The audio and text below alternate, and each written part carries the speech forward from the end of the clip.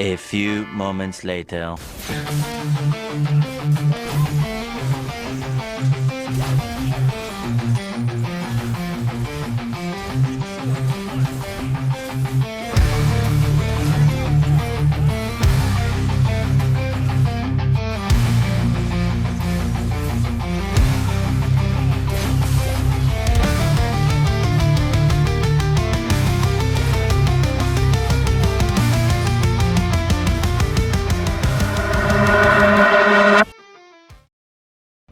If you think Alucard is just a simple lifesteal hero who dives in, heals up, and carries, you're completely wrong. The truth is, most players are only using about 50% of Alucard's true capability, and this is where I'm finding that most people are struggling to climb or play Alucard properly because of. I've played over 4,000 games on Alucard across 2 accounts. I've reached Global 24 and Global 6 on my old account, and I solo queued him all the way up to a 75% win rate. So trust me when I say, if you're struggling, it's not because Alucard is a bad hero, it's because you're not unlocking his true potential. So today, I'm gonna show you guys the 3 biggest mistakes that almost every Alucard player is making, and once you fix them, you'll feel like a completely different Alucard player. Now the first tip is a pretty beginner tip that you can fix right away, and the second tip is something that is going to take some time, and the third tip will take the most amount of time. So the layout for this video will be a basic tip, an advanced tip, and an expert Alucard tip. Now let's not waste any more time with this and let's get right into the video. Now the first mistake that I'm noticing that 90% of Alucard players make is maxing their skills in the wrong order, or skill prioritization. Now, this is a beginner tip because it's super easy to fix, and on top of this, you need to consider that it makes such a difference. For example, if you're playing Lancelot and you max the skill 1, you're losing out on a lot of damage with this skill too. This is the same concept with Alucard, so the order that you actually need to max your skills in is Ultimate, then skill 1, then skill 2. And it's pretty simple. Ultimate gives you more lifesteal, gives you more hybrid defense, and this is just the ultimate thing you need to upgrade, no pun intended. After this, it needs to be skill 1, because you need to reduce the cooldown of your skill 1. Skill 1 is your mobility, and with the meta currently favoring mobility heroes, you need to be able to chase or escape them. On the other hand, if the meta is less reliant on mobility heroes, or if the enemy picks a team comp that has a lot less mobility, such as a Layla for example, or a Nana or Eudora in mid lane, then it's better to upgrade your skill 2, because your skill 2 is going to give you way more damage than your skill 1 does, and this is very important for kill confirming in early game and mid game. So if the enemy has a lot of CC and dash, skill 1, if not, skill 2 as your priority after ulti. If you are using one of the builds that my editor will put on screen right here, which is either the Alufeed build that you see at the top, or the build below it, which is my personal Alucard build, you are going to be getting up to 30 to 40% cooldown reduction.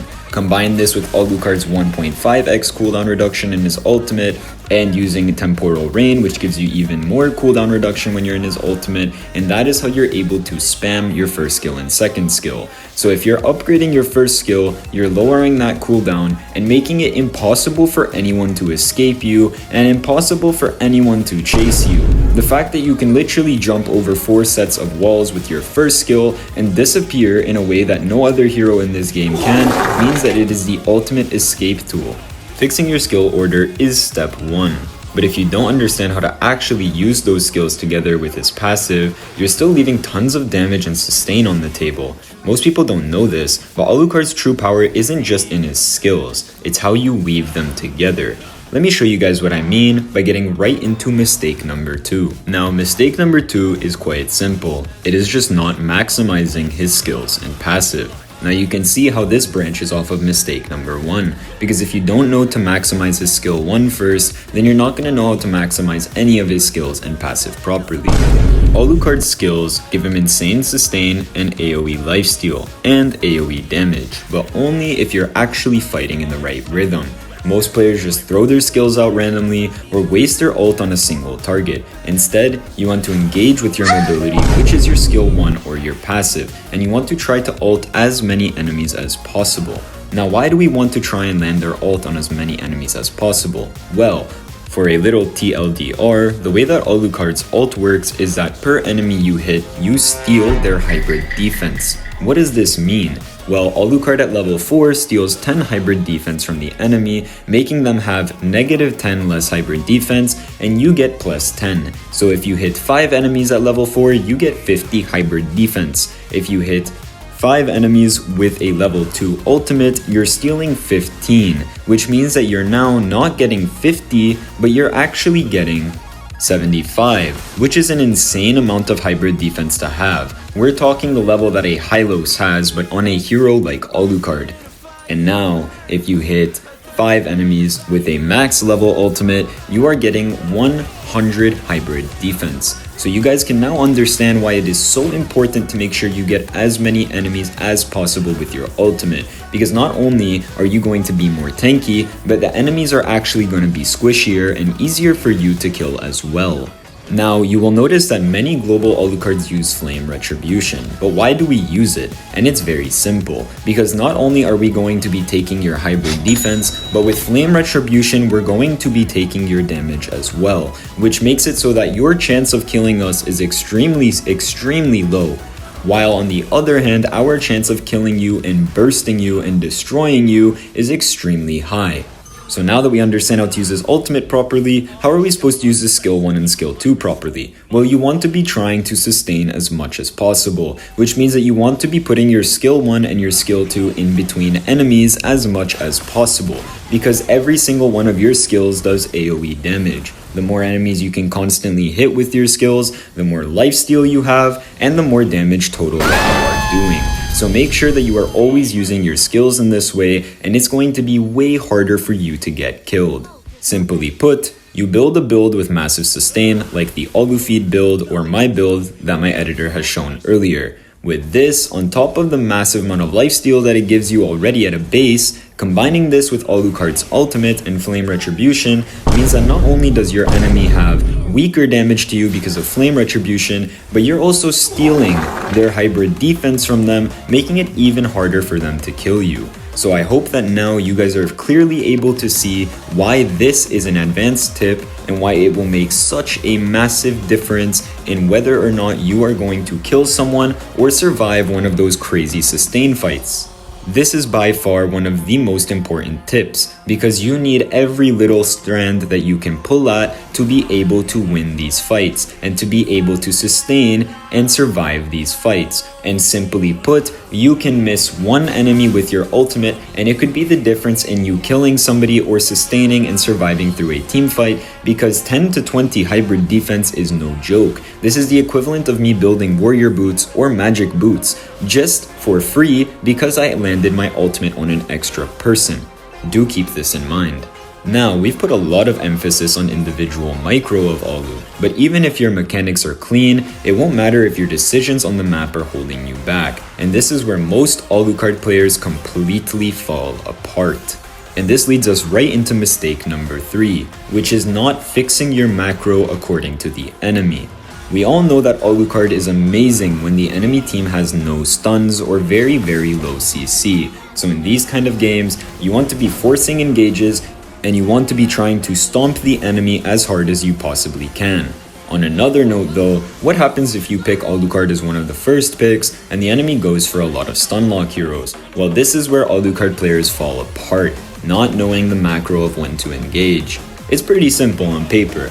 Kaja has ultimate, I'm not gonna dive their marksman until Kaja doesn't have ultimate, because the chance of me dying is very high. Franco has ultimate, I'm not gonna dive the enemy mage until Franco doesn't have ultimate, right? But this is something that we are forgetting entirely. You need to time your engages based on the enemy's skills. This doesn't even need to be for a stun skill that could end up killing you. This could also be a simple thing, such as waiting for a Farza to not have her transformation form or her passive so that she can't fly away from you. This could be as simple as waiting for a Lilia to not have her boots so that she can't dash away from you and go back to full HP.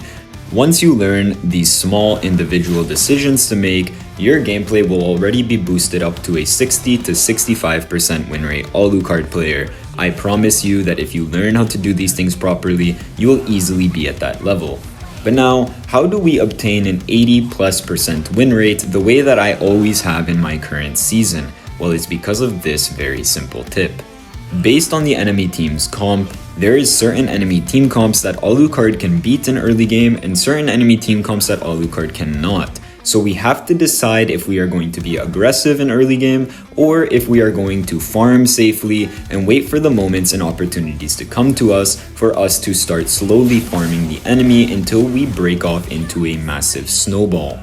When I say breaking off into a massive snowball, I am farming my jungle and not forcing anything in early game. I will give the enemy the objectives such as the turtles, but I will be ready to fight them when the Lord comes. I will not throw away my life for no reason at all in a random team fight that doesn't matter in terms of helping our team, but I will make sure that I am constantly farming and constantly getting gold no matter where I am on the map.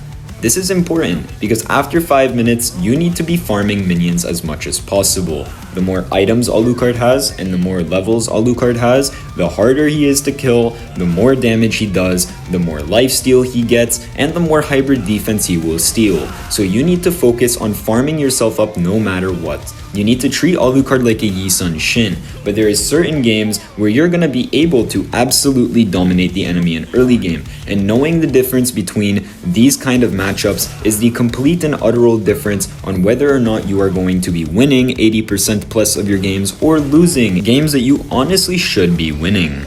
To give you guys some examples, Alucard can win at level 4 versus a Hayabusa, Rafaela, and for a mage like a Zetian. But he will lose to a combo such as Leomord, Matilda, and for a mage, something along the lines of a Farza or a Lilia, because these kind of team comps are way tankier, harder to deal with, right? So learn which matchups you need to farm in and learn which matchups you can snowball earlier in, and that way you are going to be winning more games on Alucard. So to recap, fix your skill prioritization, learn how to actually combo your skills in passive, and clean up your micro and macro decisions. You will feel the difference, and trust me, your win rate will reflect it. If this helped you out, drop a like, subscribe to the channel for more advanced Alucard content and in general MLBB content. Let me know in the comments what rank you're stuck in and I'll be replying to as many as I can. Until next time, stop wasting his potential and start playing him like the monster he really is.